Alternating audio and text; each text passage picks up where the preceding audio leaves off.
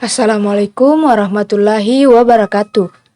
Halo semuanya, selamat datang di video YouTube saya.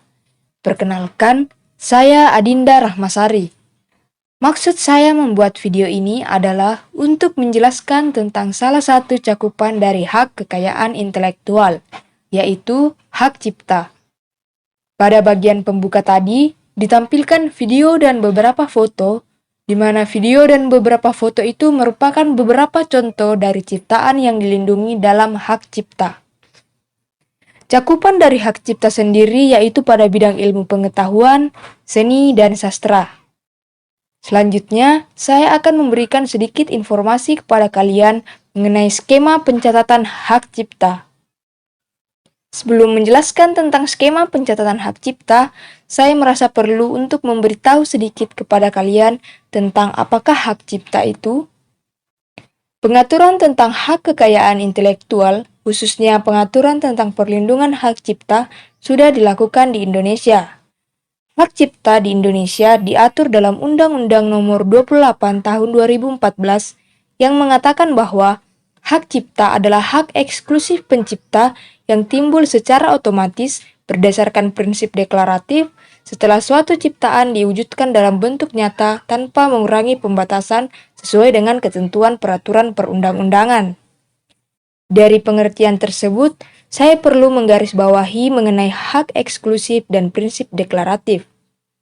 Hak eksklusif atau hak khusus pencipta adalah hak yang dimaksudkan bahwa tidak ada orang lain yang boleh menggunakan hak itu kecuali dengan izin penciptanya.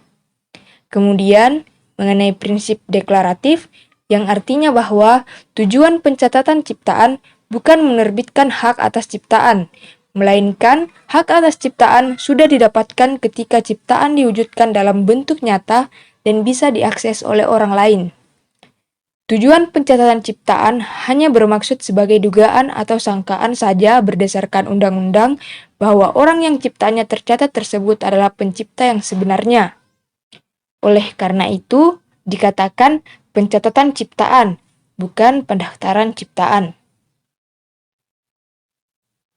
Dalam mencatatkan hak cipta, kita bisa melihat dari dua cara. Yang pertama, secara langsung di kantor wilayah Kementerian Hukum dan HAM dengan membawa dokumen persyaratan. Cara kedua yaitu secara online melalui laman e-hakcipta.dgip.go.id. Mari kita jelaskan lebih mendalam tentang skema pencatatan hak cipta secara langsung. Langkah pertama yaitu mengisi formulir yang disediakan dalam bahasa Indonesia dan diketik rangkap 3. Kemudian, langkah kedua, melampirkan surat kuasa khusus apabila melalui kuasa, melampirkan contoh ciptaan, salinan resmi, serta pendirian badan hukum atau fotokopi yang dilegalisir notaris apabila pendaftar adalah badan hukum. Lalu, melampirkan fotokopi KTP serta bukti pembayaran biaya permohonan. Lalu, jika pemohon bukan si pencipta sendiri, maka pemohon wajib melampirkan bukti pengalihan hak cipta tersebut. Selanjutnya, saya akan menjelaskan cara mencatatkan hak cipta yang kedua, yaitu melalui online.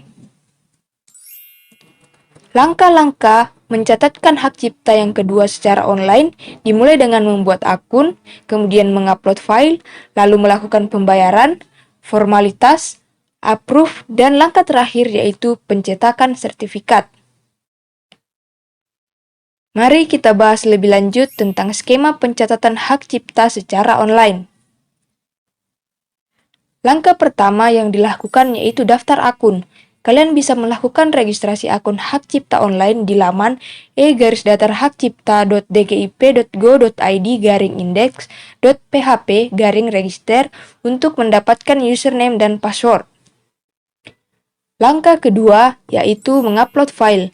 Kalian harus mengupload file yang berisi surat pernyataan, surat pengalihan hak, dan contoh ciptaan, di mana surat pernyataan mencantumkan semua nama pencipta sesuai dengan nama yang tercantum pada contoh ciptaan. Kemudian, surat pengalihan hak dilampirkan jika nama pencipta dan pemegang hak cipta berbeda, maka harus melampirkan surat pengalihan hak dan surat pernyataan dibuat atas nama pemegang hak cipta. Lalu, untuk contoh ciptaan diupload dengan maksimal ukuran 20 MB. Langkah ketiga yaitu pembayaran. Satu kode pembayaran untuk satu pencatatan ciptaan, di mana masa berlaku kode adalah 2 hari. Pembayaran dapat kalian lakukan melalui e-banking atau ATM.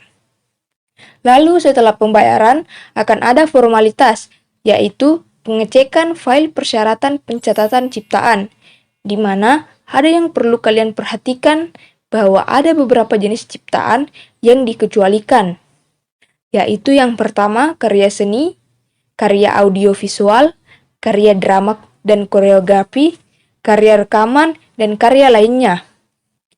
Setelah bagian formalitas, langkah yang kalian lakukan selanjutnya yaitu approve dan pencetakan sertifikat. Kedua hal ini merupakan langkah terakhir di mana pada bagian approve berarti pencatatan ciptaan yang kalian lakukan telah disetujui. Setelah pencatatan tersebut disetujui, kalian tinggal melakukan pencetakan sertifikat, yang dimana sertifikat dapat diunduh dan dicetak sendiri oleh pemohon. Dan untuk memastikan keaslian sertifikat, kalian dapat memindai QR code yang ada di surat pencatatan ciptaan. Demikianlah sharing informasi ini, semoga dapat bermanfaat bagi kalian. Mohon maaf jika terdapat kesalahan. Terima kasih dan wassalamualaikum warahmatullahi wabarakatuh.